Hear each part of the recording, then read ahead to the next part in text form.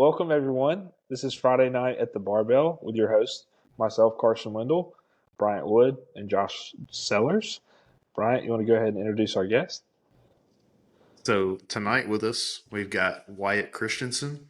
He's a powerlifter, coach, a master's student of kinesiology, and a podcaster for Barbell Athlete Radio with his co-host, James Harris. Wyatt, how's it going? Pretty dang good. Back's a little pumped from today's workout, but otherwise we're solid. Not from sitting here for too long, I imagine. No. That's bringing the pump down. Could never be us. It's never scuffed over here. That's all I know. Legs are numb. Okay. And blood flow. But yeah, thanks for having me on, guys. It's my first time being interviewed. The bar podcast that I run, I have not posted to since like February, but it's still up. So if anyone wants to go listen, go ahead. Yeah, this will be we'll be influencers here and make you go do more episodes now. I know. Yep. As deserved. To start things off for us, I want to do. We got a new review off our last episode with Taylor. Yeah. And, Taylor Crowder, the Grit and the Grain. We got a 5-star, and they gave us 3 white lights. Just so you know. They said, "Good lift." Wish each episode was longer, which I'm pretty positive we can go all night. You know, just saying. Wish every episode was longer. Podcast is really laid back, and if you're from Alabama or have been to a meet in Alabama, it's an all-star list of guests, which is very true. The author is CZNP, which I believe is a modern warfare reference, right? CZ no problem, probably, right? For the gun. That's what I think of. I don't know. I actually know who this is from, but that's the first thing I thought of when I read that. Who's it from? Anyways, You said you don't know who it's from? I do know who it's from. Oh, okay. But that didn't put their actual name, so I'm not going to say it. Here. Shout out, reviewer. Shout out CZNP. CZNP. Shout out CZNP. So Wyatt, as you know, we start every episode off with a controversial question. And yours is actually going to be, is Die Hard a Christmas movie? Ooh. So, I have to put this on the record. I've never seen Die Hard. Damn, that's crazy. Dang. But I'm gonna say, tough answer.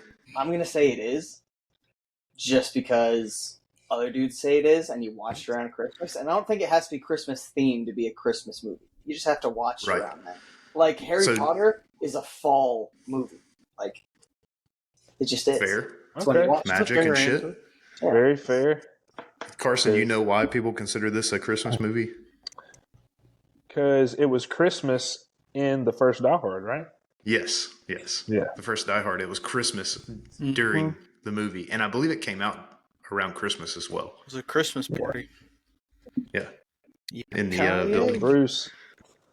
But I have to say, yes, it is a Christmas movie. Yippee-ki-yay. Mother Russia. Mother Russia. Let's see. I think that Carson and Josh also think it's a Christmas movie, yeah? For sure, 100%. I watch it every Christmas. See? There you go. I have like a... No, it came out in July. It came out July 15th, 1988. Christmas in July. Yeah, exactly. See, even better. Yeah. Even better. That's very meta of them. Very based and meta of... Based. Company produced it. Hold on. Who cares? Who cares? Whatever. So let's start with a little backstory, Wyatt. You're younger. You're getting your master's. But where did strength training come along? Was it during high school sports, middle school sports? Why did it become so important in your journey? Yeah, so for me, started with high school football. I had played, 2 years of football in middle school, and then so going into senior year, we had like summer camp and everything. And I was very fortunate. My strength coach, and he was also the varsity O-line coach, Coach Kevin Ha, he actually knew what the hell he was doing for like a high school strength coach, because a lot don't. He was like USAW certified. Actually, his 2 kids, one of whom was in the class below me, both went on. One still competes. She's lifted at the Arnold for Olympic lifting. The other played D1 football, and he's now an S&C coach. But I just had a coach who like knew about the weight room. Like I remember just we did Nordic curls before they became a thing on Instagram, where everyone was doing them for injury prevention. And like I remember seeing that, I'm like, oh, I was doing those 3 years ago with Coach Ha.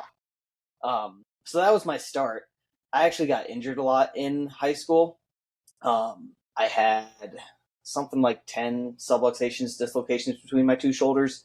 Had a surgery at the end of my sophomore year and a surgery halfway through my senior year. So I got to play most of my freshman year, didn't play any of my junior year. And then senior year, I was just a small dude, so I didn't play much anyway. But that's actually how I got into coaching, was when I got injured again my senior year and couldn't play the last 6 games or whatever. They put me in charge of the scout defense, and I assisted with linebackers, and that actually got me to Northern Arizona, where I worked for the football team there and got 2 years of free schooling. Again, worked with the linebackers, worked with D-line, scout offense, broke down film. And just kind of throughout that whole thing, like, barbell training stayed my constant. And I eventually kind of like formed this narrative of like, no matter where I go, what I do, I can walk into a gym and the barbell's 45 pounds. So like literally became the most consistent aspect of my life. Nice. That's Cool. pretty interesting, being in high school and coaching other high schoolers. That is crazy. Or younger and coaching college athletes. That's pretty tough. And then barbell being 45 pounds. Carson has mentioned that a few times. Yeah. It's always consistent. Mm-hmm. Yeah. I eventually left football because 80 hours a week during undergrad will burn you out. But that's when I started powerlifting. So I left football February 2019. I did my first powerlifting meet April 2019. And wow, it was just kind of like, hey, I'm going all in on this. So that's pretty awesome. I didn't even know about powerlifting. Yeah. For a long time. That's the way you got to do powerlifting. Just go all in it, I guess. 100%. You got to just sign up. 100%. Yep. Tell people every time. Not a powerlifter till you get on a platform. Exactly. Would agree. Maybe that's another controversial question we should add. When do you stop being a powerlifter if you have a hiatus? That's the other. I think I would say no, just because you've done it. Once an athlete, always an athlete. Somebody kind of thing. can look you up on open powerlifting. True. Very true. Don't ever lie, because we can look you up. Yes. 30, And I love doing that. 38,000. So discovered strength training early, found powerlifting right after it. Yeah, kind of. Well, I followed Alan Thrall a lot in high school, so that was my lead into really just all the evidence base. Because for those that don't know, Alan Thrall, he went to Starting Strength.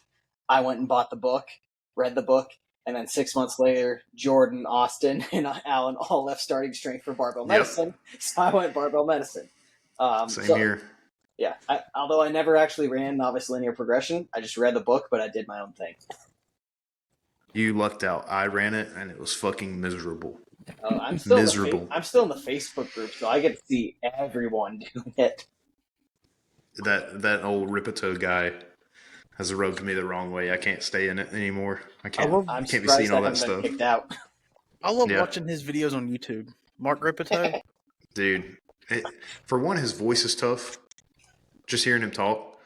And then you got to do your fives, and then you'll do back extensions, and then Texas. And you put the low bar on your lower back. I just can't do it.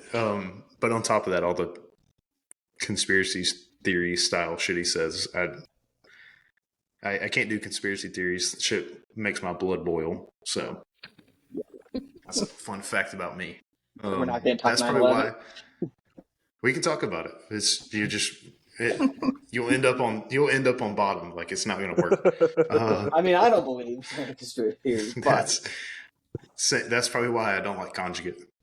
Seems like a conspiracy. Theory. Is that what you're saying? 100%. Out of any training program, conjugate would be the conspiracy theory. Louis of Simmons training. was the head conspirator of conjugate. Oh, he's the West Side style conjugate. It's even worse. Although I did do my first max effort today, just saying. I did see that, and it's pretty interesting to see. Oh, it was fun. It looked like Halo. So it's really hard. My body doesn't feel like it did something hard. Like, because that only ended up being like 75% of my best low bar. And it was weird. It was hard to do, but like my quads, my hamstrings, my adductors, glutes, back, all fine. The thing that screwed up my back was all the good mornings and the dumbbell RDLs after. Yeah, the accessory work. Yeah, that's probably how it should be, right? But that's kind of conjugate or West Side style for you, right? They give you a really, really hard variation that you don't have to use a lot of weight on, and there's your max effort. Yeah. Banded camber bar, box squats with chains. Mm-hmm. Yeah. I was thinking like deficit chains with a band, something I've seen at Strong Inc. by people before. Reverse Absolutely banded not. chain. Bands going both ways, like reverse bands and accommodating bands. Well, but then you put a band around the knees, and you have one around your hips pulling you backwards. Hell yeah! Yeah, you can activate the glutes because you don't want no glute activation on deadlifts. Sometimes they fall asleep, right? So this is actually a pretty good transition. How did you decided to do kinesiology, I imagine, because you were in school already training people. And how do you think that's important for coaches, or if it's not? So this is something I have like gone back and forth a lot with just on myself. Even had some conversations a while back with like Josh and Zach at Data Driven Strength about this.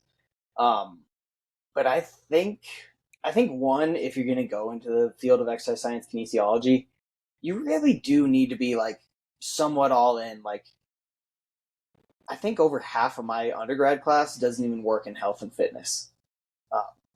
So it's just like, are you getting a degree to actually use it? Or, I mean, I'm all for the pursuit of education because you love education and learning. Like, to a degree, that is one of my motivations for going back to school and getting a master's.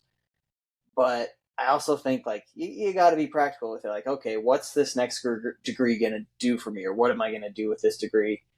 Is it making me a better coach, or am I just like is public health making you a better coach? No, but some of the stuff I'm learning, like motor learning, was a really awesome course a semester ago, and that definitely like made me tweak some things and try out some new things I didn't think of before. So I think just going into it, you have to realize like, okay, it's not going to teach you powerlifting. It's not going to teach you like the biomechanics and like how the low bar squat is magically superior. It's not going to be the blue book. It's going to be more conceptual and like, how do you take these things you learn and apply them to your own athletic population, or if you're not in that, just any other sort of population.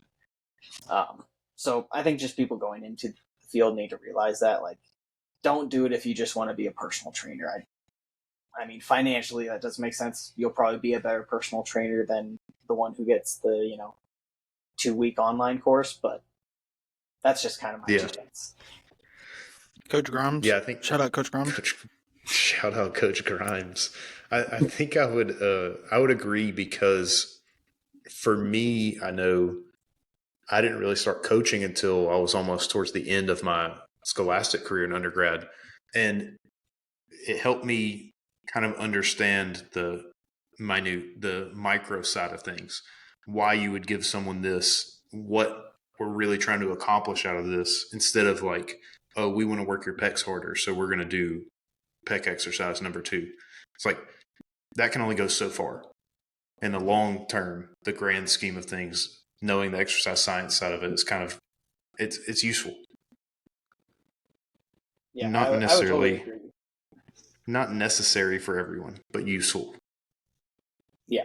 And so I think like if you want to be like higher level of coaching or just coach high level athletes, heavily useful. If you want to get your CSCS and like working strength and conditioning. Like that was one of the routes I was thinking of taking. I was thinking of doing that. I was thinking of continuing football coaching at one point. I thought about physical therapy for a very short amount of time, but then quickly nixed that. But it was always just like, okay, I want to do something working with athletes. And I think if that's your goal, like working with more than just gen pop, probably pretty useful. Yeah. What do you know? The principle of specificity coming in multiple ways. Well, I think I'll keep rolling with this because it's a good transition. How has your perspective changed from, I would say, probably the end of undergrad to now? Because I imagine if we go further than that, it'll be even crazier. But from at least when you graduated undergrad to now, which you're in your second year? Yeah, so I'm doing my master's half-time, so I still have a while. But that's what I get for not taking out loans. Well, you've had more experience and more schooling now. So just like in the past few years, perspective change. I mean, I'm probably just more open to like what I can do with an athlete. Like I think beforehand, like very early on, it was a lot of like, hey, we're going to use a barbell for probably like 80 to 90% of things.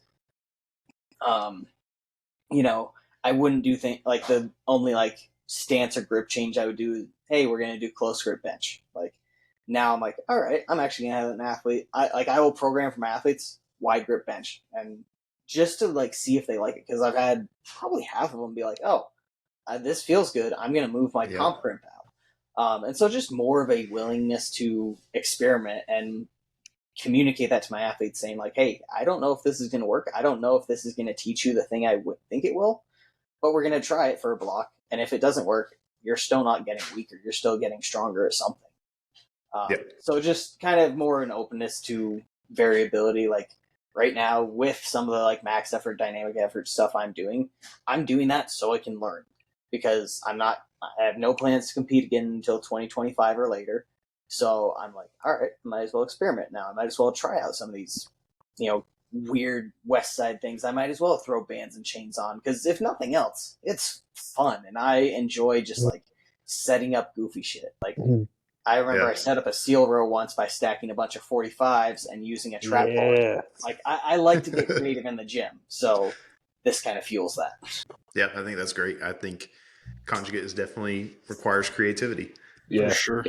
Yeah, I actually, when I started getting into more powerlifting style training, I actually ran conjugate for a long time, probably for a couple of years, just because some of the people I like to watch on like YouTube and some of they were doing conjugate style training, but it was like the old school conjugate with a newer kind of like twist to it, and I really like the max effort. Like the whole premise of like a max effort day and dynamic speed day, it was cool. And I did it for 2 years, made a lot of progress, tons of progress. But I think it just goes back to, just overall big picture consistency with whatever program you're doing. But so yeah, not a hater of conjugate, but Well, and I'm not like a little mix. Consider anything of the stuff I'm doing like full on conjugate or West Side. It's got some concepts from it. But at the same time, like if I have a lifter who I have several that have garage gyms and all that we have is a barbell, I'm like, yeah, we're going to be more barbell based. We're going to be more specific there. Or I have people who are just less invested in it. Like, maybe they're powerlifting and they do it 3 times a week and they're just like, hey, this is fun. I want to compete and have fun, not any crazy goals. Like, yeah, if they're not as mentally invested, then I'm not going to give them a weird variation that I think will teach something only if they're mentally invested. So I'd rather, hey, we're just going to do low bar squat again at a lower percentage or a lower RPE and higher rep range. So both work just for the person. Yeah. Kind of novel. And I mean, I'm like Carson. Leading up to my first meet, I was with a guy from our gym, and I was doing like a conjugate raw thing, and like I saw a lot of gains from it and everything. But now, like I've transitioned with Chris, and he just does draw concepts from conjugate, like different movements, changing movements up we're doing waves of movements for a couple of weeks with the high percentages, along with like bodybuilding stuff, like high reps on the accessories and stuff like that. And like I see a lot of progress with it, and I love it. I love doing all the kooky shit that he has me do. I really do. I complain about it, but I love it. Mm-hmm. Yeah, no, I mean Yeah. that's the most important thing is like if someone's having fun and putting in the effort, that's my first priority. And like for those people that are like just have that mindset of like wanting to do a little more, wanting to do low bar squat twice a week, the conjugate concepts kind of work out really good because they get that higher variability. And then it's just up to me to like, okay, let's not make this too random. Let's have some structure. But then also with some coaches, I'm just like, hey, go pick a row. You get to choose it. Yeah, some exercises or variation matters a lot less than others. Yeah. Be tough to say, pick a squat. Go for it. Stitchy squat. You know what? Then go for the weight too. Who cares? I think the most open I've done is just like some squat machine accessory, 3 to 4 sets of 10 to 15 reps. Just like go get a leg pump. Which is also very useful because I think Ronald mentioned it. Ronald Tarvin. Powerlifting is very monotonous. It can be very, very boring for long periods of time. Yes. Even part of having the reason I'm taking a hiatus. even having a 10 to 15 rep scheme is like, oh, well, I got 5 reps that I can change it up on every set. Awesome. Mm-hmm. It's just enough to whet your appetite. Carson has a deep dive. I feel like we should come up with a different name. So, and forgive me here, I'm getting a little technical difficulties. I may have to change my headphone output in just a minute so I can plug my phone in. I know it's scuff as hell, but it's okay. It's all good. We're gonna roll with it. High quality video. Okay. So as you can, gosh, I hope I don't get sued here. But on the popular YouTube series Hot Ones, they do like a deep dive into the Instagram. So I kind of looked over your Instagram over the past few days, and I was kind of saw some things that stuck out that I liked that you touched on. And I was just going to kind of bring up those posts, and you can maybe like give a little more context or talk about it a little bit. So I liked how you like when you were talking about the peak powerlifting age is 35, and how a lot of people, and we talked about this before, a lot of younger people come into the sport, especially with it going more mainstream now, like, TikTok, Instagram, people posting like these big lists and people getting into powerlifting and strength training. And then, they fizzle out over, a few years because of like injuries or just lack of interest or what have you. So what do you think are some keys to kind of adhere that long? And maybe you could just talk about that a little bit. Yeah, so this actually kind of goes into a little bit of my hiatus. Nice. So I got into the point where it was like, I did strongman 3 years ago. I did my first strongman comp summer 2020, and had a blast. And then that was right after that, my deadlift took off. I appreciate you putting the post up. Yeah, so like I did that, and then I kind of fell into this thing of I always had the next comp lined up. Like about every 6-ish months, I had a comp lined up, and I was like, yeah, I'm going in on powerlifting. And I got to the point where I was starting to realize like I'm not letting myself enjoy the other aspects of lifting that I know I do enjoy. And so in talking with my own coach, he literally told me, he was like, you need to just train for a time period where you have nothing on the horizon. And so I had already signed up for my last meet in May, and I was like, all right, that's going to be my last meet. And then I'm not going to compete the rest of the year. I'm not going to compete any of 2024. I'll come back to some sort of strength competition in 2025. But it was this idea of like always having to have next meet lined up, always having to, associate that with I need to perform better, I need to do better, I need to lift more, have a higher dots, whatever it is. So kind of my advice would just be like, allow yourself to have fun. Realize that you don't have to constantly be powerlifting to get stronger at powerlifting. And one of the examples I like to give is strongman athletes. No strongman athlete is ever training the same at any point in their career because every strongman competition is 5 events that are different from every other 5 events. And yet strongman still get stronger at overhead. They still get stronger at deadlift. They still get better at moving events, which are like their kind of main 3 categories.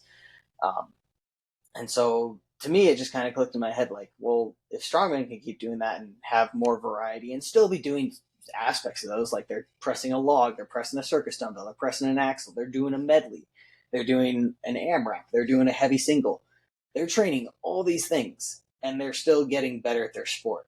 So that kind of led me to that belief of like, okay, maybe I don't have to just constantly powerlift. I can do something different and find something else to pursue that still like scratches the itch. Like that was partly why I went back to this went to this max effort dynamic effort, because like, all right, I want to feel something heavy, because I've been doing like, heavy ish Bulgarian split squats with an SSB. I want to actually squat. So it was a combination of like, scratching the itch for powerlifting, but still allowing myself to do other things and have fun. Interesting. Awesome. Are y'all hearing me okay? Yes. Yeah. Oh, nice. Sweet. Perfect. Nice. Really good answer. So another thing I liked that a post that you liked, and I don't have it pulled up here, so I may butcher this a little, but you're talking about how powerlifting is about displaying your strength on meet day, not just, I guess, and I'm maybe butchering this, but just like random training days. And I actually thought about this lately because in Alabama right now, the heat is just like insane. And sometimes I'll find myself like have to do some yard work and it's like 110 heat index outside. And I'm like, well, I need to maybe wait and do this tomorrow because I have like a heavy squat today, or and I'll kind of find myself sometimes like maybe worrying a little bit too much about stuff like that. So maybe you could talk about that a little bit. Yeah, so this comes up with a lot of my athletes, like in their last month leading up to a competition, or the last like 3-ish weeks out.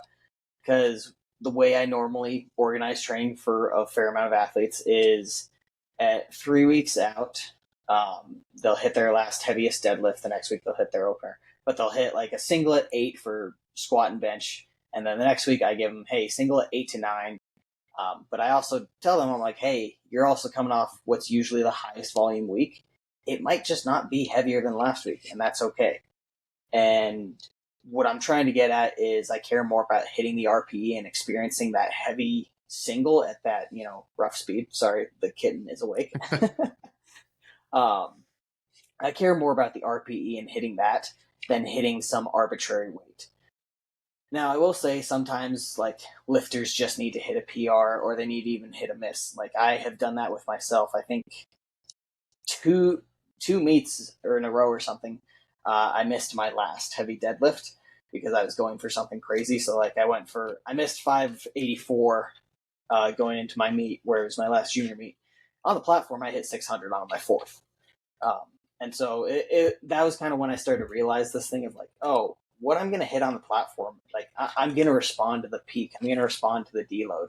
And so what I hit in those last couple weeks doesn't matter necessarily like how much absolute weight it is, more so just that I'm doing the RPM, feeling something heavy. This cat is going crazy. Yeah, that's I like hearing that. Yeah, I was thinking about the other day. I was staining my deck, so I like stripped it with a power washer. It's like 111 heat index or something, and I was out there like with a paint sprayer, like spraying stain on the deck. And I was out there several hours, and it was so hot. There was sweat running down my legs into my shoes, into my socks. So it was like every time I'd step, it was like dripped with sweat. And I was like, my legs were like cramping. And I was like, I may just need to save this like squat day just to like go tomorrow. When actuality, if I would just like pounded maybe like a liter or two of like Gatorade and go on the gym, it probably would have been fine. But I get in my head a lot too. And Bryant can attest to this. He does my programming. I tend to get in my head a lot about just different things and the way training's going. And I tend to jump the gun thinking everything's falling apart, but really it's just part of the process. So Yeah. And I think too, like, not to like say like, oh, just go in on every single bad day.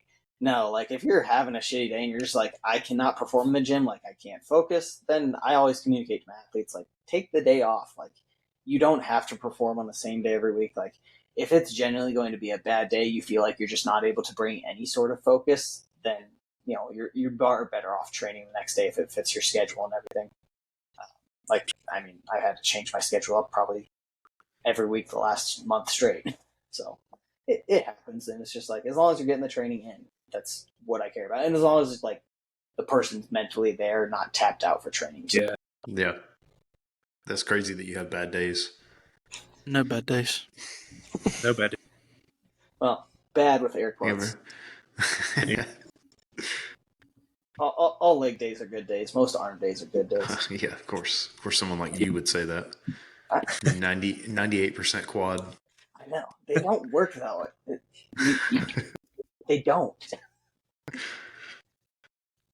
Yeah, have you measured them? How big are your quads? Haven't measured them in a while. Granted, I've gone up a weight class in the last year. I deliberately gained 13 pounds in 11 months. Dub. So there's some fat on the legs now, but Yeah, definitely need to measure. Oh, that's pretty good. That's a pretty rate though of gain. Like 30 pounds over a year. That's nice and spread out. Shout out Macro Factor. Yeah, I think we're all using it. No, it was super useful. Now I'm holding steady. After this, I'll probably do a little cut just to lean out. My long-term plan, which is very loose, is going to be like, gain 10-ish pounds at a time, cut 5 pounds, and then have like little maintenance periods between that, though, so I'm not constantly bulking, constantly dieting, because then Mark Minyard won't approve. And He definitely wouldn't. Yeah, no. But, he doesn't approve of me continuing my bulk, so. Hey, bulk for life. That's right. Well, I had to explain that I don't. Pays forever. I had to explain that it's actually a height class, not a weight class. It is. Like Russell Orton, he's like 5'6" or something, and he was an 83 for the longest time. Now he's up a weight class. I'm like, all right, I'm taller than him, so I got to at least be the same or at least one up weight class. So at least 308. Eventually, I'm getting 220. Exactly, 308 or nothing. I mean, 308 super heavy or bust. What are we talking about? 308 get you a date. So my old roommate, who I'm wearing his shirt, Power Sloth, that's his brand. Yeah, you should check him out. But he's an inch taller than me. Was 330 and water cut down to 308 for USPA Nats 1 year. Hell yeah! Hell yeah! Shout out Solomon. That's a brutal water cut. 22 pounds of water. I mean, he's had a little bit before that, but it was still like a month out. He was 330, and then it was. Did he take last? I don't think so, but he was in the car the night before with the heater on. Oof! Oh, yeah, that's the good stuff. Well, that's a 2-hour weigh-in too. No, it was USPA. It's 24. Oh, I thought you said USAPL. Okay. No, I don't. I was going to say. I did that before the IPL Worlds in October last year. I was in the car. It was like probably 80 degrees, had the heat cranked up, was spitting Jolly Ranchers into the cup, just like bundled up in like 3 hoodies, and I was just like, what am I doing stuff? But honestly, it wasn't that bad. It really was. I only had to cut probably like 7 pounds of water. Only. Last ditch effort though, have some prune juice. Yeah. I did that for Nats in 2021 USPA. And then I was also still in the car sweating it out on the drive to weigh-ins. I made it by like half a pound. See, with the laxative thing, I've already got a very sketchy colon, so I feel like on squats that next day, get that delayed reaction from the laxative. Just completely decimate the back spotter. Just there. Technically, diapers are legless. Yes. Hey. Well, or you could bring up some backup underwear. I had to use mine last night. Orson might need 5 pairs. Yeah, because. All right, so just saying, my first 2 squats this last meet, I hit them. I also shit my pants. Third squat, didn't shit my pants, missed it. It propels you up. You need that extra. You got lighter as you got up, yeah. I know. Got a little toot on the way up, man. I know. Little. I didn't have it on the third one, so 5.3 didn't go up. I've heard many stories of people shitting themselves on squats. You know, you hit that grinder and then immediately you don't even look at the lights. You're headed to the bathroom because there are more important things going on. Yeah. Yeah, it was the most stressful bathroom of my life because I was like, I need to get this done before the next attempt. Oh yeah, because and it was in a porta potty. And first, that's tough. That's tough. Not a great time. Outside in the heat. Oh, dude. No, it was a night meet. Some of these. Well, it was still the heat, but it was at night. No. It was in Vegas. the Mojo Dojo Castle outside the powerlifting meet. A night meet. We haven't had one of those here. The only night meet we've had is one that's gone 12 hours. Yep. Oh, jeez. It was fun. So it was split. I had an athlete compete in the morning. And so then I was handling in the morning. I was also like, I had Chipotle or something just so I could make sure I'm eating throughout the day. And then we go back to the Airbnb because we like finished at 1. They're like, yeah, come back at 4 for the evening meet and you'll start around 5 or 6-ish. I can't remember. And it was a long day. I was tired at the end of it. Like I was about to say. Yeah. The caffeine for that day was interesting too because I was like, all right, I don't want to have too much in the morning, but I need something just so I'm like awake and awake. Yeah. And then just having a ton of caffeine late at night sucks. Do you remember how many lifters it was on the night? So it was 2 primetime flights. I think we had like 25 total. So it was a women's flight and a men's flight. I think we had 14 women and 11 men. That's not as bad. Quick. That day. Quick. I was thinking like 40 or 50, and I was like, God, what a miserable time to finish lifting at 10 p.m. No, I think we had 3 flights in the morning and then 2 in the evening. So I think they expected it to be a better meet, or a bigger meet. Well, you're coached by John Flagg, so you might have heard about this stuff before. I'm not coached by John Flagg. I work for John Flagg. He was coaching you too. No, you know Nate Henderson. Oh yeah, Nate. Nate's been coaching me for nearly 5 years. That's right. I forgot about that. I'm his one and only client. Oh, that's cute. Yeah. Shout out Nate. He's a good guy. Yeah. He helped me in my process of getting into PT school a little bit. That's weird that Nate has you doing conjugate stuff. Oh no, this is my call, and then he programs my accessories. That's crazy. It's a weird dynamic now. Yeah, that is odd. Either way, John may have told you about this before, or you can ask him about like the old school multiply meets. Yeah. That would go literally 20 hours long. Hell yeah. They literally last all day. All day. Because people are getting on gear. There's only like 50 lifters, maybe. Probably not even that. And it would literally take all day. That's one of the reasons a lot of people would bomb out. Just be tired. Be dead. Yeah, because you've been there all day long. Getting hypoglycemic and just like... That's why you need the oxygen tank for real. Yeah. This is powerlifting.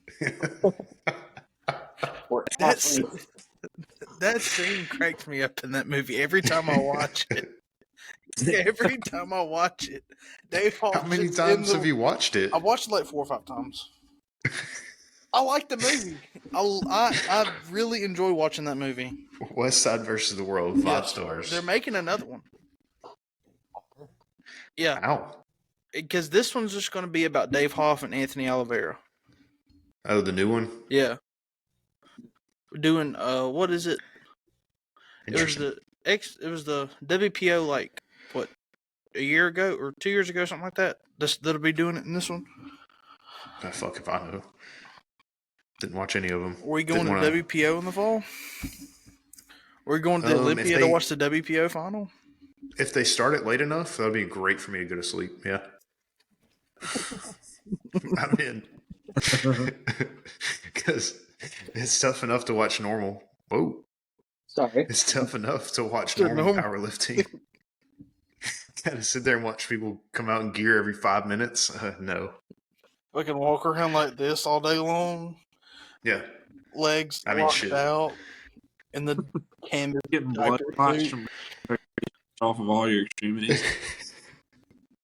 This new gym that I'm going to, right? There's no AC, 102 degrees. If it's like 90, if the heat index is 109, it's 105 in the building. It's tough.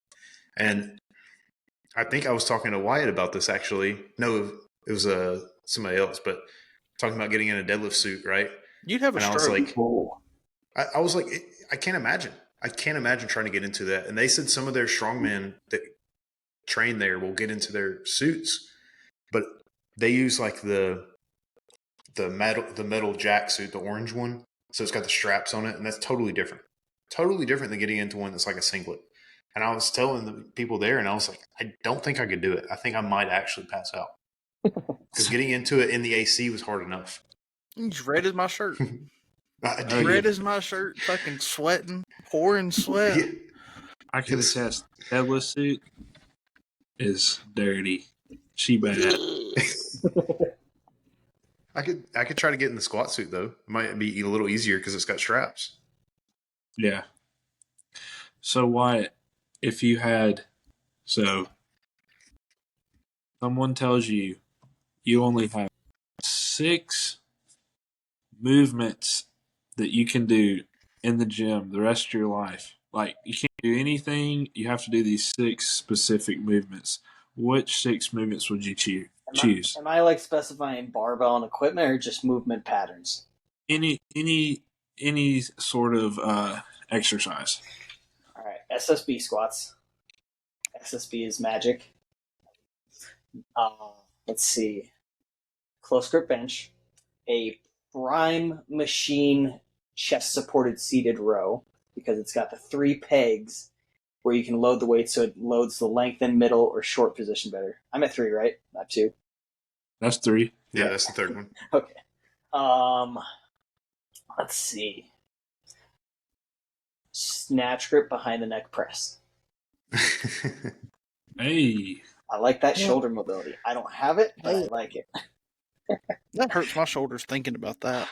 I have to throw Jefferson curls in there. Of course. Of course, it's the old, it's the truest deadlift. Shoot, I guess yoke carry. I love me some yoke carry. It was not. Yeah, I like it. That Well, was everyone goes like carry and they assume farmers. No, yoke is more fun. It also hurts. Yoke is pretty fun. You can load that motherfucker up. And all those things.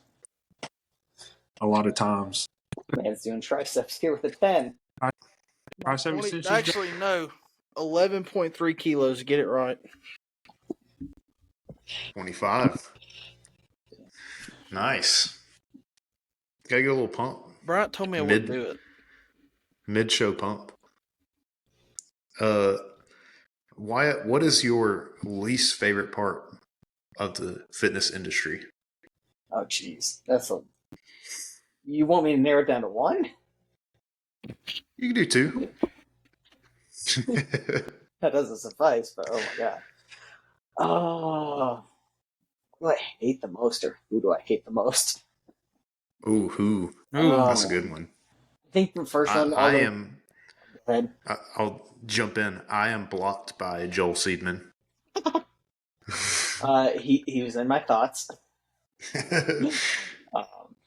But first is just going to be kind of an overarching of like X position or X movement is inherently injurious, because I think that's bullshit. It defies the said principle. It defies Wolff's Law. So I'm like, how do we all go to school, get taught that, and then we're like, knees over toes is bad, round backs are bad. Like, so that's my first one. If I had to choose a second, how absolutist you have to be in the industry to get any traction. And this is really true of like all media, like news sources do it too. But you can't be middle ground. You can't say it depends. You can't say there's nuance. You have to be like, here's the 3 exercises that'll bulletproof your knees. And yeah. It's funny because you could argue that everything is in the middle almost. Mm-hmm. Like people they're like, especially beginners, they're like, I want to know what exactly I need to do. Tell me the exact thing to get me jacked wrong.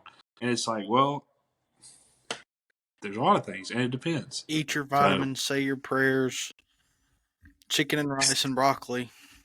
Gallon of milk. Yeah, a gallon of milk a day. Yeah, go mad. Gotta pay Go mad is tribute. the superior way. There you go. That's not a gallon. Well, Or chicken shakes. GOMAD's a cure to back pain too. Don't you know that? Oh, I forgot about that. Yeah, that was a Ripito. He wrote an article Yeah, about I that. forgot I'm pretty about sure. that. He probably did. He's written a lot of articles about things that I couldn't probably shouldn't have written. I couldn't imagine sitting there every single day drinking a gallon of milk. I really I did a half for one summer, and it was tough. Ooh, Oh god, the during summer. the summer. Ugh. I mean, I was 155 pounds at the time. I was scrawny. I needed to put on some sort of weight. That's one way to do it. Lactose intolerant gang over here, I would have to put in the hospital for a GOMAD. Sounds like you're less evolved, is what you're saying. Shout out Yeah. Paralyzed. Lactose free, big dub. Free gang. Carson Also, is with them lactate tablets. Carson is the most genetically inferior and superior person that I know. Like all at the same time. He's got better genetics than all of us, but also worse. I don't know how it works. God. Got onto Ripito again. How many times can you drop starting strength in one? I say, starting All strength. roads It's in the lead name. back to the starting strength. It's in the name. Starting. Listen, I did it. It was fucking miserable. I got beat to fuck every 9 weeks because you just like literally doesn't matter what happened the week before, add 5 pounds. If you don't, it's because you did the program wrong. And you're doing 3 sets of 5 on squat 3 times a week. You're deadlifting once a week, maybe twice. Bench and overhead press, I think, is swapped out. So you like bench twice, overhead once, bench once, overhead twice, something like that. Yeah. And man, that was how I got my first 400-pound squat. Yeah, that sounds miserable. For 5 reps. And then I remember both my elbows being so fried from, one, squatting that much, and 2, the thumb over the bar, low bar grip. The jacked up elbow. Yeah. And driving the fuck out of my hips too. Talk about I got videos somewhere. Dude, I got hip drive. There's an H in there, brother. But yeah, I did all that shit. It was rough. It was a rough time. That's how I started out. I actually got with Alan. Alan Thrall was my first coach. Really? And he took me through like a advanced linear progression, like just after they left starting strength. It was basically a linear progression, but it was with a coach that actually directed me on not failing a set of 5 every other week, which is unheard of. Leave something in the tank? What do you mean? What is this? Yeah. Is this Gym Strategies? TS? They're strong. They don't have world records. Yeah. I don't have world records. That I will say though, it wasn't any easier with barbell medicine because at one point I remember this, and Jordan and Austin have talked about it before, like how they actually train. I remember doing a single at RP8 and then 5 or 6 back off sets all at RP8. They do love, because I've seen some of their like templates from like people I know at bottom. Their back off volume is tough. It is hard. That's crazy. I haven't looked at any recently, so I don't know if they've changed, especially with like some of the more stuff coming out, but potentially like low RPE stuff. But yeah, I've seen it. They definitely have. Like 6 back offs, even if it's like doubles, I'm like, that sucks. Just to get up and unrack it that many times. And I remember in one of their seminars, they were asked a question about it because somebody was like, well, how many back off sets is enough? And I remember Jordan looked at Austin. He was like, how many back off sets have you ever done? Like, what's the most? He's like, oh, I've done 8 sets of 5 as back off. I'm like, good God. There's your weekly volume. Russian training. It's crazy, but they're both really good athletes and they both stay pretty healthy and get really strong. So it can work that way. Okay. And data-driven since I got with data-driven strength, it's kind of flipped that on its head and been like, well, why are you doing 8 sets of 5 when you could probably do 2 sets of 5 and get the same benefit? Yeah. No, Which has I been nice. remember, was it Helms or Trexler? I always get the Erics mixed up. But one of them, it was a solo episode of, I think, whichever one is on Stronger by Science, I think. I could be wrong. It could be Iron Culture. It could be the other. Trexler.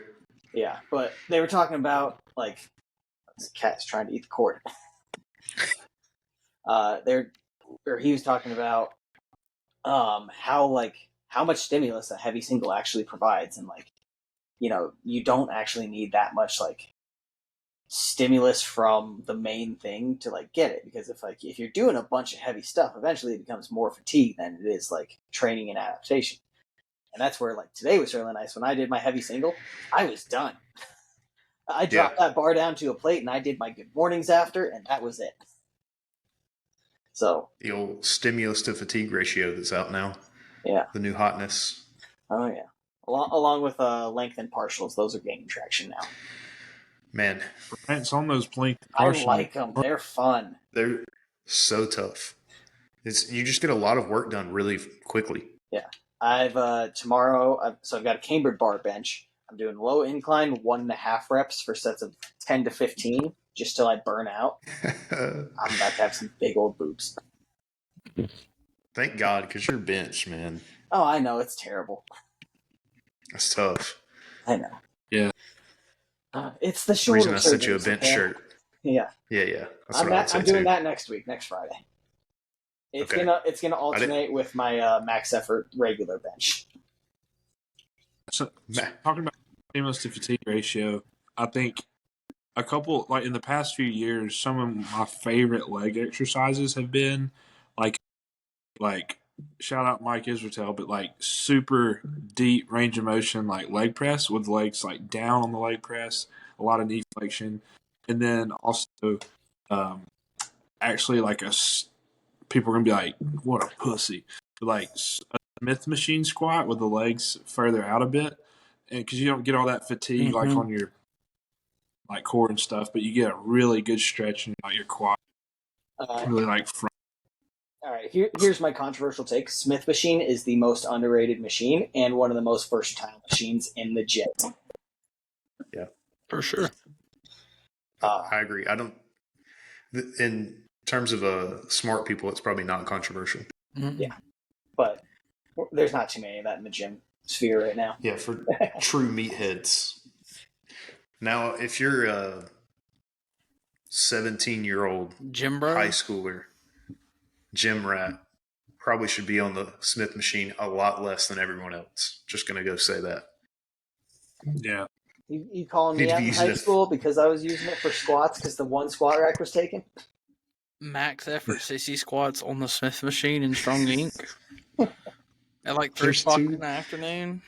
There's 2 kids that go to Strong Inc. Shout out Strong Inc. in Tuscaloosa. Gang. Dude, they literally go in there and scream every single exercise. It's like Tom Platt's video. And every single rep, they're fucking screaming. They're yelling. They're doing 25s on each side of the Smith machine for incline bench. And they're just like literally every single rep, dude. And then they do force reps every set too. Mm-hmm. They have the buddy lifting the bar up every time, and they don't go past the Smith machine. And then they do they'll do leg extensions, like the whole stack plus a quarter. You need to do they're partials, 160 pounds, yelling, maybe 100, yelling, screaming, bloody murder, just yelling. And then they'll get off that and then go do Tom Platt's like super sissy squats where they're holding on to the leg press like this and going all the way down. So they're like this on the fucking ground. It's terrible. It's terrible. That's the fatigue to stimulus ratio. Just flip it around. You go home and you eat a whole pack of Oreos, down some milk, and you're good. Yep, Super Bowl. Yeah, these kids probably don't touch the Oreos. They're far too lean for that. I said 160. Like that's too generous. Oh, that's too generous. 135. Fish in a rice cake. Fish in a rice cake. Fish in a rice cake. Shout out Ryland. I think we could jump into this one now, though. If you could meet anyone, past or present, in the fitness industry, who would it be? Ooh, Or who would they be? just meet them. You can meet, you sit down, you talk, you can have a lifting session, whatever you want to do. All right. You get an hour and a half with them. I think mine's going to be... Maybe not whatever you want to do. No. I am going to take Sylvester Stallone. Okay. Because Rocky was one of my earliest inspirations. And also just like later in life learning like the dude had $10, sold his dog so that he could like actually get someone to like look at the movie and do it. And then as soon as he got his first paycheck, bought his dog back.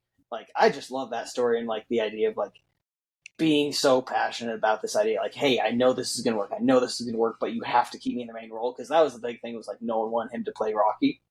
And he just kept doing it. And so that would be my go-to just because like he did a lot more outside the fitness, but obviously he was still pretty damn jacked. Mm-hmm. Yeah. Definitely jacked. Definitely influential in a lot of people's For sure. journey into the industry.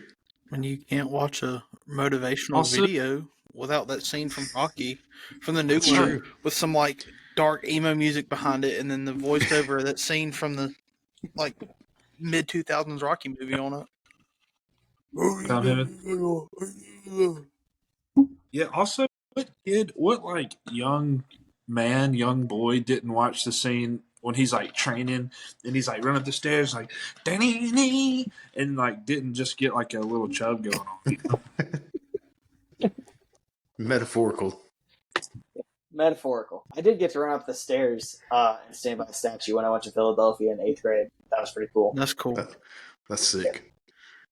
This is an interesting answer. I like this one. Thank you. Yeah, it's definitely different. One. It's almost like he's listened and prepared a little.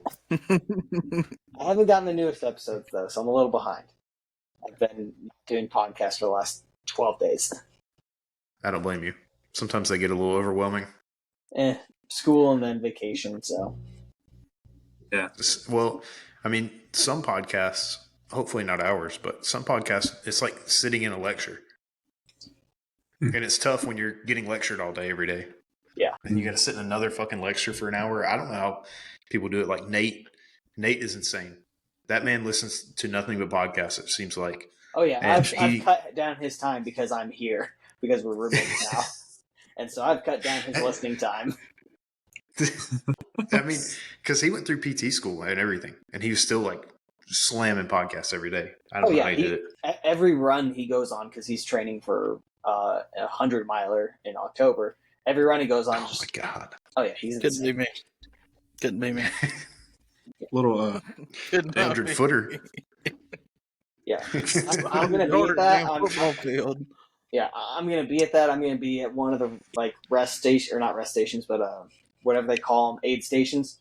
I'm just gonna be drunk. I'm gonna be like, hey, it's Nate. He did another 20-mile lap. Yeah, then you got to get in the car and get to the next one. Exactly. Well, drunk. Well, there'll be 3 of us, so we'll take turns getting drunk. Okay, perfect. Yeah. Perfect. Yeah. Don't drink and drive. No, we don't condone that. Once you're drunk, it's your turn to sober up, so you gotta wait. But yeah, that's one of the other expansions too. Is I now coach like more hybrid athletes, which is weird. Like I have one dude. I got one dude preparing for a 5-mile swim. no. That's a lot of swimming. In the ocean? Like a open water? Yeah, open water, or I think so. He's traveling for it, I think. If it's 5 miles, it's got to be, right? That's a long ass way. Something like that, yeah. I can't remember where he's going to. Yeah. So, like, the training he does now, like, it's only 2 days of lifting now. I have him on a 3-day rotation, so he does, like, 1, 2, 3, 1, 2, 3, like that. So he gets, like, some variation. But just, like, a lot of high rep stuff. More shoulder work in, like, every single direction possible. And lots of lat pull downs. Lots of lat pull downs, straight arm pull downs, prone swimmers, incline ITYs, overhead press behind the neck snatch grip press. Like it's weird training. It's fun though because it's like it makes me do different stuff, and I'm like, oh, maybe I could do this on a powerlifter who's having X issue or something. Yeah. It works. But yeah, the hybrid athletes are fun to train just because it's so different. Very complicated. Yeah. Do I want to do it? No. But I'll coach it. Yeah. So for all the listeners out there that's listened this far, thank you very much. I just want to say thanks for hanging in there with us. I will say every week we're like trying to improve like the quality audio, the video. We're trying to work on. It seems like thus far each week we've had some sort of issue, but we're hanging in there and it's getting better every week. We're learning more. So just keep that in mind. Wyatt, I appreciate you coming on, man. It was a cool talk with you. It's nice to have somebody with your, education and knowledge and experience to kind of share those ideas. Do we have any closing thoughts by the other co-hosts? I think I'm good. Yeah, It's been fun. Yeah, for real. It's been interesting. And I appreciate y'all. We talk all the time, and I still. Yeah, that was fun to talk about. Got me. I don't get to rant as much, so I did this time. I woke up at like 3 o'clock this morning, and I got to wake up at like 4 in the morning, so I'll probably hit the sack in just a minute. But, let's shout his Instagram out. Yeah. Wyatt? Yours. It's wolf_pack_strength. If you want to buy any of my merch, link is in my bio. I've got shirts, hats, fanny packs. I don't have any pants though. No pants. Nice. Who needs them? No. Yeah, you just let the legs show them off. Right. All right. And that was your Friday night at the barbell. Much appreciated, guys. Peace.